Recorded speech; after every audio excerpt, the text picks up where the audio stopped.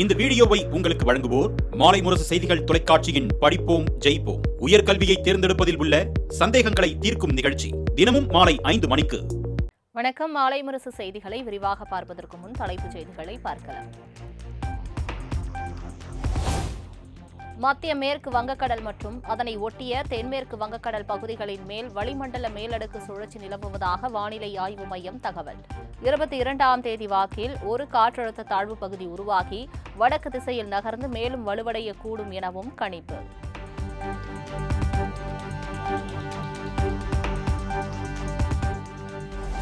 கோவை மாவட்டத்தின் மலை பகுதிகள் மற்றும் நீலகிரி மாவட்டத்தின் ஓரிரு இடங்களில் இன்று மிக கனமழைக்கு வாய்ப்பு.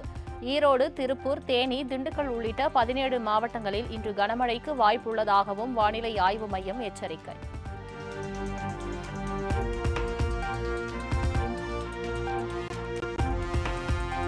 நீலகிரி மாவட்டத்தின் ஓரிரு இடங்களில் நாளை கன முதல் மிக கனமழை பெய்ய வாய்ப்பு. 12 மாவட்டங்களில் நாளை கனமழைக்கு வாய்ப்புள்ளதாகவும் கணிப்பு.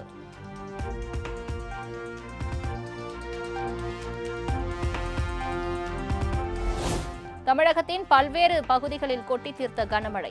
வெப்பம் தணிந்ததால் பொதுமக்கள், விவசாயிகள் மகிழ்ச்சி.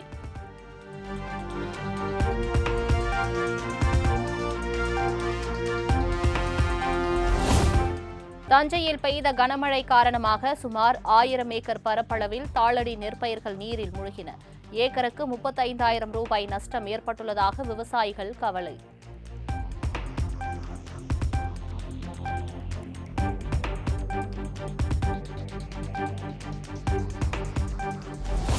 சங்கராபுரம் அருகே வெள்ளத்தில் அடித்து செல்லப்பட்ட தற்காலிக தரை பாலம்.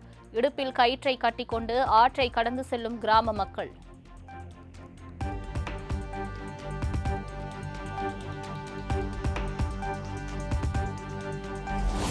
கர்நாடகாவின் பெங்களூரு நகரில் பல்வேறு பகுதிகளிலும் கனமழை. தாழ்வான பகுதிகளில் இருக்கும் குடியிருப்பு வீடுகள் வெள்ளத்தில் தத்தளிப்பு. ரப்பர் படகு மூலம் மீட்பு பணி.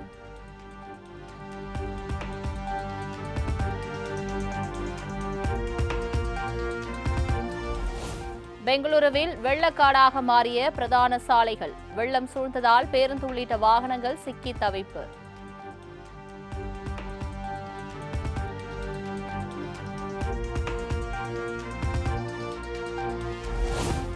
பெங்களூருவில் காம்பவுண்ட் சுவர் இடிந்து விழுந்ததில் பெண் ஒருவர் உயிரிழப்பு.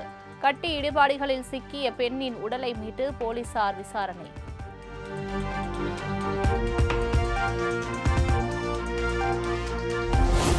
கிருஷ்ணகிரி கெலவரப்பள்ளி அணையிலிருந்து ரசாயன நுரையுடன் செல்லும் தண்ணீர். ஆலை கழிவுகளால் தண்ணீர் மாசடைந்துள்ளதாக விவசாயிகள் வேதனை.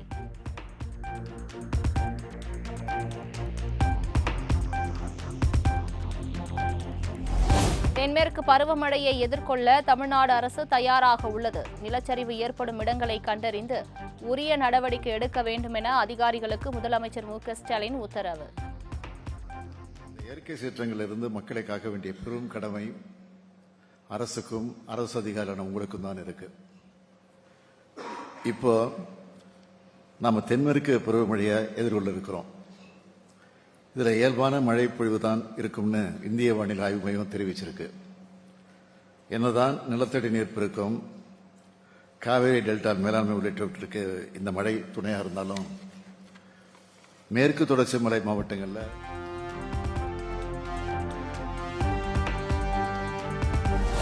அரசு ஊழியர்களுக்கு ஆயுள் மற்றும் விபத்து காப்பீடு உள்ளிட்ட வங்கி சலுகைகளை கட்டணமின்றி வழங்க தமிழக அரசு திட்டம். 7 முன்னோடி வங்கிகளுடன் முதலமைச்சர் மு.க.ஸ்டாலின் முன்னிலையில் புரிந்துணர்வு ஒப்பந்தம் கையெழுத்து.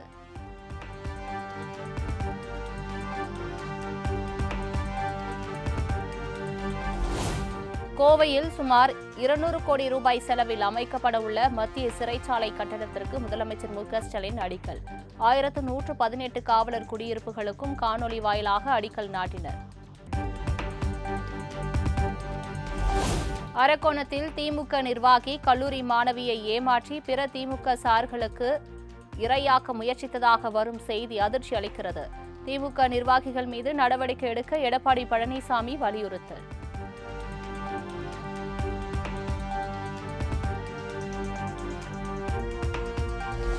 திமுக அரசை கண்டித்து வரும் 21ஆம் தேதி அரக்கோணத்தில் அதிமுக ஆர்ப்பாட்டம் அறிவிப்பு.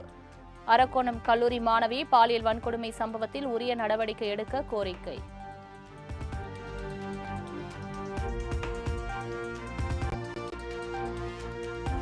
சாம்சங் தொழிலாளர்களுக்கான ஊதிய உயர்வு குறித்த முத்தரப்பு பேச்சுவார்த்தையில் சுமூக உடன்பாடு. 18,000 ரூபாய் ஊதிய உயர்வு வழங்க சாம்சங் நிறுவனம் ஒப்புதல்.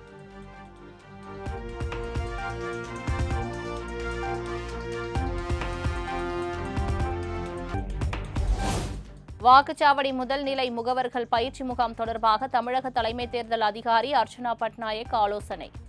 12 அங்கீகரிக்கப்பட்ட அரசியல் கட்சிகளின் பிரதிநிதிகள் ஆலோசனை கூட்டத்தில் பங்கேற்பு.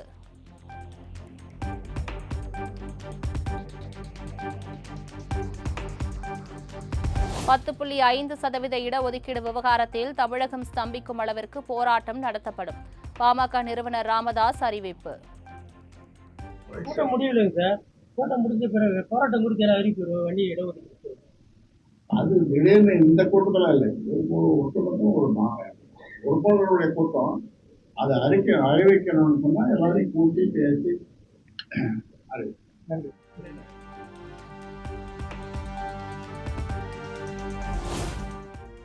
பாமகவில் சிலருடைய பொறுப்பை பறிக்கப் போவதாக சமூக வலைதளங்களில் பரவி வருவது தவறான கருத்து. பாமக நிறுவனர் ராமதாஸ் குற்றச்சாட்டு. வதந்தின்னு ஒரு வார்த்தை போடுங்க. வதந்தி கடைசியில் தீத்தன முடியுது. அந்த வதந்தியை பலப்பதற்கு சில ஊடகங்கள் எதையாவது சொல்லி வருகின்ற தேர்தலை மிகப்பெரிய வெற்றியை பெறுவதற்காகவும் இந்த கூட்டத்தை கூட்டியிருக்கிறோம். அமீர் பண்ணர்களுடைய கொள்கை என்ன இந்த தேர்தலில், அதை பேசுவதற்காக கடுமையாக உழைக்க வேண்டும் என்று பேசுவதற்காக.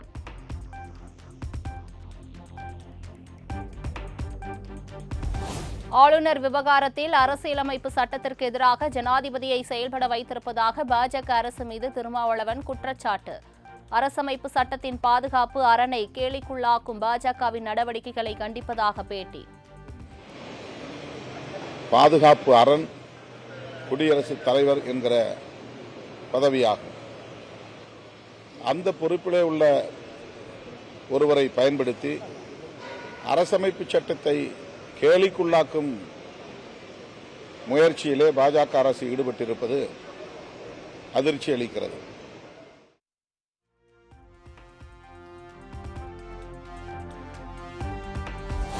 வெள்ளக்கடவு முல்லை பெரியாறு காட்டு சாலையை 4 வாரங்களுக்குள் கேரள அரசை சீரமைக்க வேண்டும்.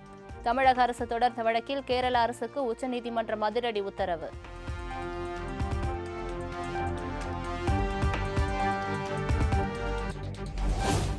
திருமங்கலம் தற்காலிக பேருந்து நிலையம் சேரும் சகதியுமாக இருப்பதால் பயணிகள் அவதி.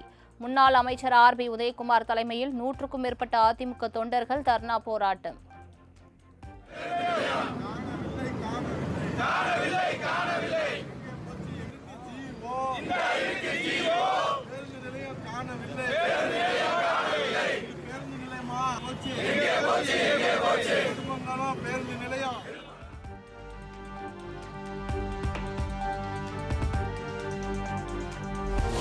ஈரோடு மாவட்டம் சிவகிரி இரட்டை கொலை வழக்கில் கைதான 4 பேருக்கும் ஜூன் 2ஆம் தேதி வரை நீதிமன்ற காவல். எழுமாத்தூர் நீதிமன்றம் உத்தரவு.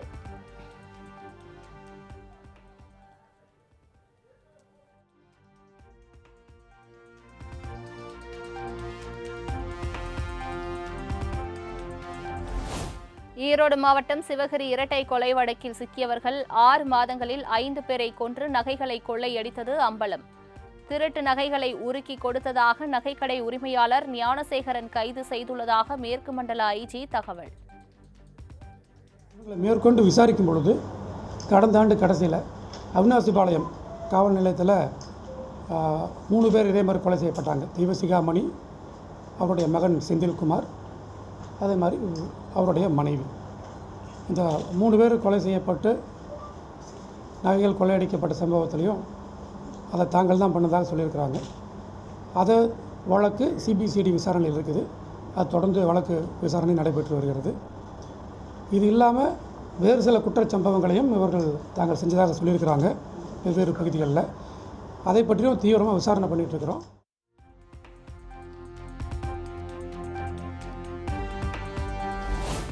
ராணிப்பேட்டை தேசிய நெடுஞ்சாலையில் ஓரங்கட்டி நிற்கும் லாரிகளை குறிவைத்து டீசல் திருட்டு. 40 கிலோமீட்டர் தூரம் துரத்தி சென்று வடமாநில இளைஞரை பிடித்து காவல்துறையிடம் ஒப்படைத்த லாரி உரிமையாளர்.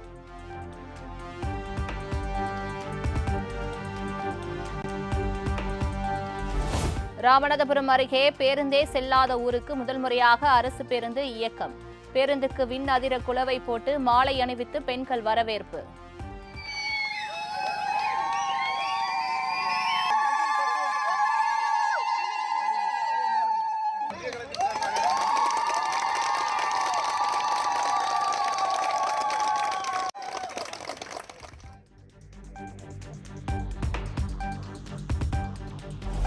கோடை விடுமுறையை கொண்டாட கொடைக்கானலில் குவியும் சுற்றுலா பயணிகள். பிரேன் பூங்காவில் குத்தாட்டம் போட்டு மகிழ்ச்சி. ராணுவ அதிகாரி சோஃபியா குரேஷியை பாகிஸ்தானியர்களின் சகோதரி என விமர்சித்த மத்திய பிரதேச பாஜக அமைச்சர் விஜய் ஷாவுக்கு உச்சநீதிமன்றம் கடும் கண்டனம். வழக்கிலிருந்து விடுபடுவதற்காக கேட்கப்படும் மன்னிப்பை முழுமையாக நிராகரிக்கிறோம் என நீதிபதிகள் கருத்து.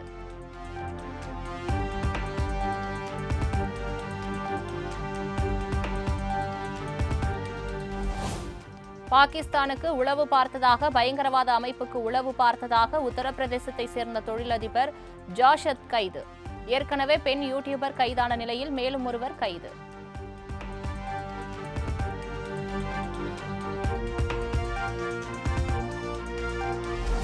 திருப்பதி ஏழுமலையானுக்கு வெள்ளி விளக்குகள் நன்கொடை. ரங்கநாயக மண்டபத்தில் நன்கொடை அளித்த மைசூர் ராஜமாதா.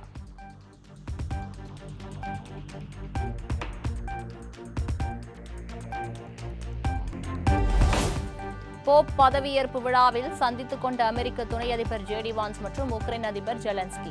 வெள்ளை மாளிகையில் நடந்த சந்திப்பின் போது இருவரிடையே வாக்குவாதம் ஏற்பட்ட நிலையில் தற்போது பரஸ்பரம் நலம் விசாரிப்பு.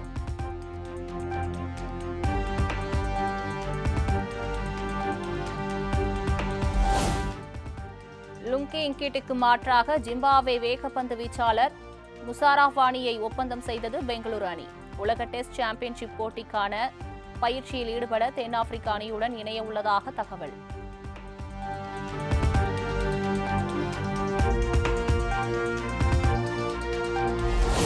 வெங்கட் அட்லூரி இயக்கத்தில் சூர்யாவின் 46வது படத்தின் பூஜை தொடக்கம். கதாநாயகியாக மமிதா பைஜு நடிக்க ஜிவி பிரகாஷ் இசை அமைக்க உள்ளதாக அதிகாரப்பூர்வ தகவல்.